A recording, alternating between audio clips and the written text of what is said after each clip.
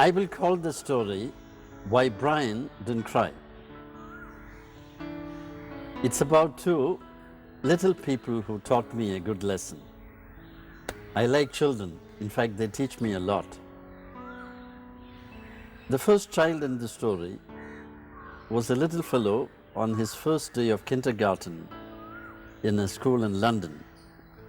A sister who worked there and got to know this family and the child told me the story. You probably know the scene at kindergartens around the world. The first day of school, many children cry a lot. They feel afraid of leaving home.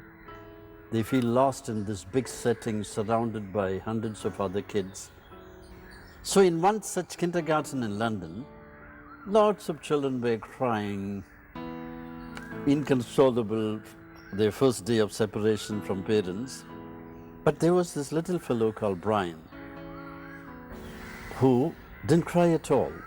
He looked cheerful, curious, watching everything that was going on, smiled at the teachers and other kids.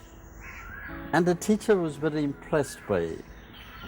Finding Brian looking confident and smiling, unlike most of the other kids, the teacher asked her, "So Brian, happy here?" He said, "Yes." "You aren't scared, are you?" "No."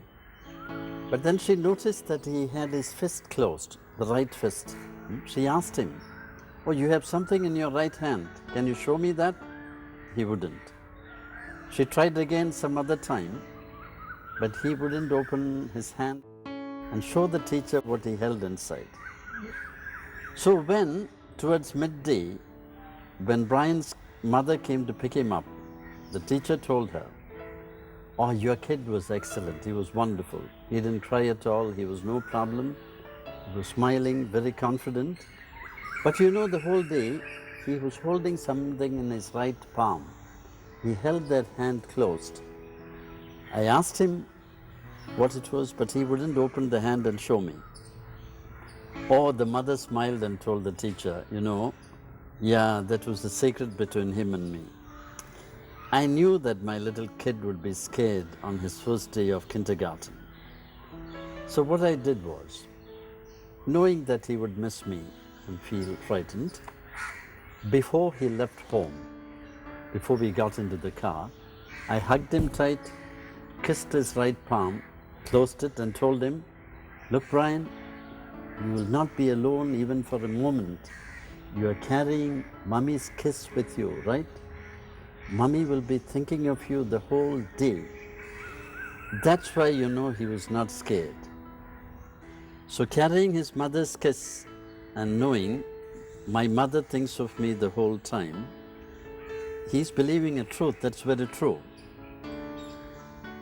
This is also what another small boy taught me in Chennai. I used to stay in an orphanage where we had wonderful kids, full of life. They were delightful kids. They liked to sing, they liked to play, they liked to fool around. They used to look for the days when they would get chapatis for supper. The only thing they didn't like to do was study. Everything else was fine. So one day one of the small boys says, "Brother Joe, I remember something you told us on your birthday last year." "Gosh," I said, "these kids will hardly remember till evening what we tell them in the morning." So I asked him, "What did I tell you last year on my birthday?" He said, "Father, you said, in the heart of God, there is always a place for me." I was touched by this. Here is a small kid, probably from a broken home, whose heart was touched by this thought. In the heart of God, there is always a place for him. This is 100% true. In the heart of God, there is always a place for you. There is always a place for me. Just as Brian faced his first day in kindergarten, carrying his mother's kiss in his closed palm, or like this little orphan boy being comforted with this awareness, in the heart of God, there was a place for him. In the heart of God, there is a place for you. There is a place for me. and we will never be pushed out of that one great love.